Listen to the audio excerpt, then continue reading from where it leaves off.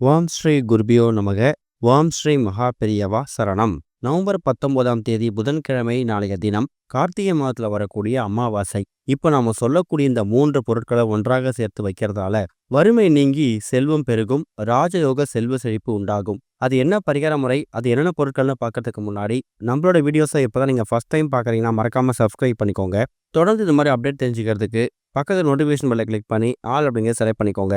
இப்போ என்னென்ன பொருட்களை சேர்த்து என்ன மாதிரி வழிபாடு செய்ய போகிறோம் அப்படிங்கிற பற்றி தெளிவாக தெரிஞ்சுக்கலாம். அமாவாசை அப்படிங்கிறதே சிறப்பு தான். அந்த அமாவாசை எந்த கிழமையில எந்த மாதத்தில் வருதோ அதை பொறுத்து அதோட பலன்கள் மாறுபடும். உதாரணத்துக்கு இந்த கார்த்திகை மாதத்தில் வந்திருக்கக்கூடிய அமாவாசை நவம்பர் 19ஆம் தேதி புதன்கிழமையில வந்திருக்கு.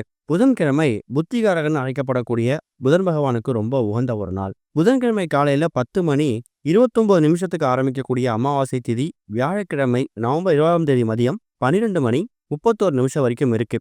எப்படி பார்த்தாலும் நீங்க நவம்பர் 19ஆம் தேதி கார்த்திகை மாத அமாவாசைக்கான வழிபாடு செய்யறதா இருந்தா காலையில 10:30 மணிக்கு மேலதான் பண்ணணும். மதியம் 12 மணிலேருந்து 1:30 வரைக்கும் ராகு காலம். அந்த நேரத்தை தவிர்த்துட்டு 1:30 மணிக்கு மேல தாராளமா முன்னோர்களுக்கு இலை போட்டு படையல் போட்டு வழிபாடு செய்யலாம். கார்த்திகை மாதத்துல வரக்கூடிய அமாவாசை அப்படிங்கிறதால பெண் தெய்வ வழிபாடு ரொம்ப முக்கியம். எந்த விதமான பெண் தெய்வம் வழிபடலாம். குறிப்பா உங்களோட குலதெய்வம் பெண் தெய்வமா இருந்துச்சுன்னா நாளைய தினம் நவம்பர் 19ஆம் தேதி மாலை ஒரு 6-7 மணிக்கு மேல வீட்டோட பூஜை அறையில குலதெய்வத்தோட போட்டோ இருந்தாலும் சரி இல்லாட்டியும் சரி ஒரு தீபம் ஏற்றி வச்சு அந்த தீபத்தை குலதெய்வமா பாவித்து நீங்க வழிபாடு செய்யணும். அது போக இப்ப நாம சொல்லக்கூடிய இந்த 3 பொருட்கள், இந்த 3 பொருட்களை ஒன்றாக சேர்த்து நீங்க பூஜை அறையில வைக்கிறதால வறுமை நீங்கி செல்வம் பெருகும், ராஜயோக செல்வ செழிப்பு ஏற்படும். அதுல முதல் முக்கியமான பொருள் என்ன அப்படின்னு கேட்டீங்கன்னா வெந்தயம். வெந்தயம் அப்படிங்கிறது ஒரு பூர்வீக மூலிகை.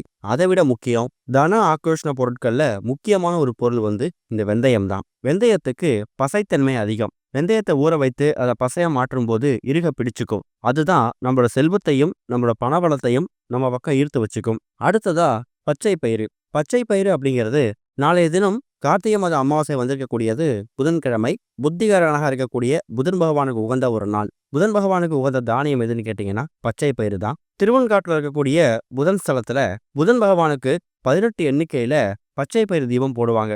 காரணம் ராஜயோக செல்வ செழிப்பு ஏற்படணும் அப்படிங்கிறதுக்காக தான். புத்தி கூர்மையை அதிகமாக்கி பார்க்கக்கூடிய வேலை தொழில் வியாபாரத்துல நல்ல முன்னேற்றத்தை ஏற்படுத்தக்கூடியவர் இந்த புத்திகாரனா இருக்கக்கூடிய புதன் பகவான்.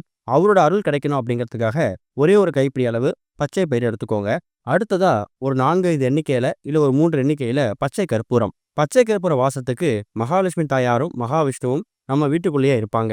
இப்படி இந்த 3 பொருட்களும் ஒன்னா சேரக்கூடிய இந்த ஒரு பொருள் இருக்குல்ல, இந்த அமைப்பு இருக்குல்ல, இத முடிஞ்சா பச்சை நிற துணியில மூட்டையா கட்டிக்கணும். வீட்டோட பூஜை அறையில இந்த பச்சை கற்பூரம், பச்சை பயிறு, வெந்தயம் 3 பொருட்களையும் குலதெய்வத்துக்கு முறை வச்சு படைச்சிட்டு முடிஞ்சா பச்சை நிற துணி, அப்படி ஒருவேளை பச்சை நிற துணி கிடைக்கல அப்படின்னா என்ன துணி இருக்கோ, வெள்ளை நிறமோ மஞ்சள் நிறமோ சிவப்பு நிறமோ ஏதாவது நிற துணியில இந்த 3 பொருட்களையும் ஒன்னா சேர்த்து மூட்டையா கட்டி ஏதாவது சாமி படத்துக்கு பக்கத்துல வச்சுடுங்க.